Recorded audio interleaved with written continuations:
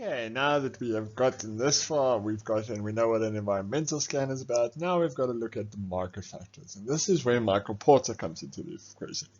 When you want to distinguish between if something is market or when it is macro, remember market, we have some sort of influence over them. This is your suppliers, your buyers, or whatever. We have daily interaction with them and we have some sort of influence over them.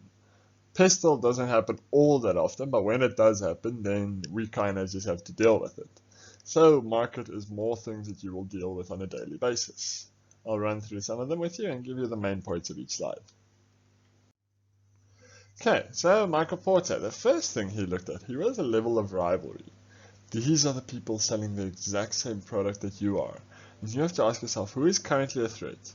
What is our market share? Remember, market share is what percentage of the population is buying your specific product. How can our prices compare to everyone else, and do we have a sense of brand loyalty? These are all things you consider when you look at a new market a market that you are in. So Samsung and Apple will look and see how many people are buying our product versus how many people are buying Samsung's product. Okay, how do you stand out from your competitors? Do you have the pricing? Do you have size? Do you have resource? Are you convenient like you would do with Amazon? Amazon is convenient. Takealot's convenient. It's not necessarily cheaper, but you don't have to go to the store. They'll deliver it to your house. And obviously using this trading hours, like your engine or your thing, whatever, engine looks at that trading hours being later. Remember, shops are opening later. Why? Because people are working all day. You can't close at 4 o'clock anymore. Otherwise, no one's going to enter your store because everyone is working till 4 o'clock. Okay, that was the first one. The second one is the threat of new entrants. So how easy is it to enter this market? Do you have a way to protect yourself from new people? And how you do that is they call it barriers. You can do this by having deals with centers, you can have patents, you can advertise your product in such a way that you have so much brand loyalty because of you looking at local producers. You have that brand loyalty that no one will look at a new guy.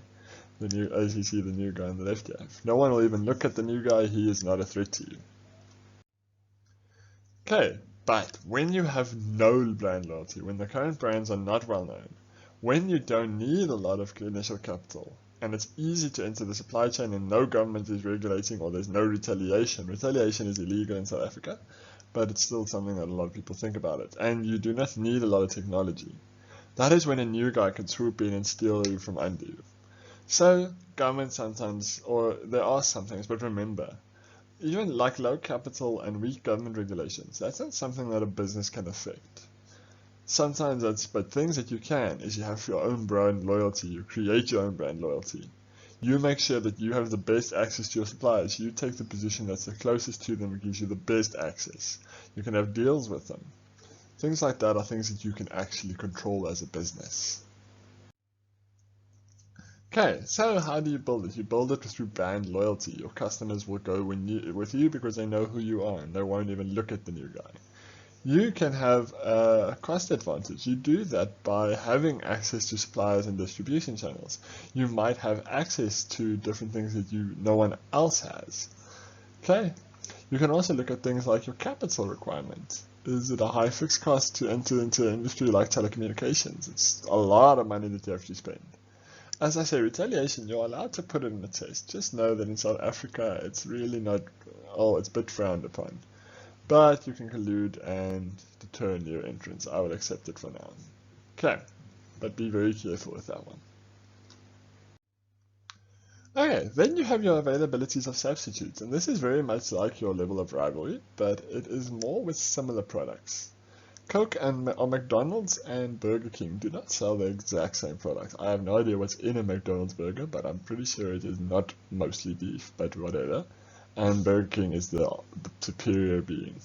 Okay, but looking at that, they very much are. A lot of times they can be same price, same quality. They can target the same demographics, the same demographic. So they very much are still targeting the same target audience. They're just not selling the exact same product. Okay. The most dangerous are always the ones that become cheaper compared to their performance. So a lot of times substitutes start out very cheap, but they're low quality. But if their quality starts to match your own, then they just kind of start becoming an issue, because now they can take away from you. When they don't match your quality or they don't match your price, they don't match everything about you, they're no issue. But when they start being able to match it, then you start having an issue. Okay, questions you ask yourself. What are switching costs? Switching costs is how much does it cost you to switch from one brand to another. Coke and Pepsi is cheap, you walk from one fridge to the next one. So you ask yourself, how much does it cost to switch? Software, for example, is very expensive to switch. You can't just switch software because you felt like it. Is the alternative cheaper? Is their quality matching yours? Are there specific things about this product that is new to you, that is different from yours, that it makes it superior? If you can say yes, then you have a danger that the substitute might actually be better than your own product.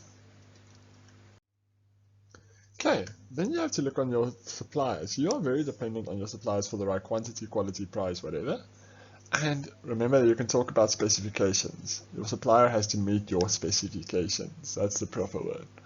Now you have to ask yourself, how many suppliers are in the market? If there are 100 suppliers, that's great for you. It means you have a lot of choices. But if there are only 2 or 3 that sell your type of quantity and quality, then it becomes a problem. How do they help you maintain a competitive advantage? Can they give you the best price possible? If you don't have stock, you don't have sales, you have to have admin costs to gather sales, that's mute lost time, and your reputation could be damaged. You again ask yourself, what is my switching cost? Is it costly to move from one supplier to another? If it's not costly, you have power because you can move from one to the next. If it's very costly, the supplier has the power. Okay, you have to ask yourself, what is the number of buyers relative to suppliers? If there's a small number of buyers but a lot of suppliers, the buyer has the power. Okay, how dependent are you on this specific person for their jobs, or for their quantity, for their product? If not very specific dependent, you have the power. If you are very dependent, again, they have the power. Switching costs I've already discussed in the previous slide, and backward integration. Are you able to buy out your supplier? That's backwards integration. If you buy out your supplier, you become your own supplier. You cut out the middleman almost. It's expensive to do, but if you have the capital, it's a very viable option. Okay. Now you have to ask yourself, how does the buyer affect what I do? They obviously can bargain and change the price and quantity, and it depends on how price sensitive they are. Goods like PlayStation 5s, TVs, whatever, people are very price sensitive. If it's on special, they'll go and buy it, but if it's not on special, a lot of them will say, I can't afford this. Whereas bread is not very price sensitive. Everyone needs bread to survive, needs milk, needs whatever. Okay, that's one thing you'll ask yourself. So you ask yourself, what are the buyer's key characteristics? And that tells you what demographic you're looking at. Remember, that also tells you your target market. Target market is the person that's going to be walking through your door every single day of the year, not just on Christmas and New Year. Okay, how does you differentiate your product from others? Are you the only one who sells this type of product? If you are, the buyer doesn't have power because you are the only one that can provide them with it. And also, if they have brand loyalty, you obviously then have a bit more control over them. Companies that try something new want to try something. When Apple first built itself as being an iPad user, the phone wasn't necessarily the first thing. Because they had the brand loyalty, they could expand into phones, expand into watches. Because that brand loyalty, people already know and associate Apple with a certain quality. So you have to ask yourself, what are the distribution channels as well? Can they vertically integrate? If you go forward, it means you buy as a retailer and you have a direct line to the customer. You're not reliant on a middleman. Okay, complementary goods are things that are compatible with each other. They are better together than they are apart. If you have a tennis and a ball and a tennis racket, together they are worth more than they are on their own. Except maybe a tennis ball, for someone like me who played cricket, was just as valuable. Okay, but that's how you know what a complementary product is.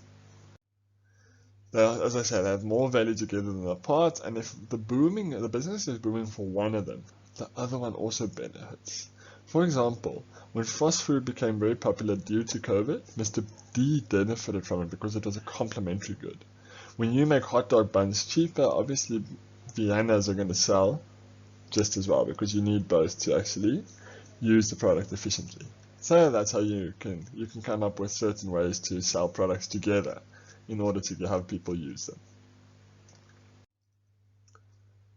There was class activity, and you can have a look at the top 10 uh, Apple or top 10 brands in the world. Okay, I hope this has helped. Again, I'll try not to keep it too long. It's literally on 10 minutes, so have a good day further and good luck with your studies.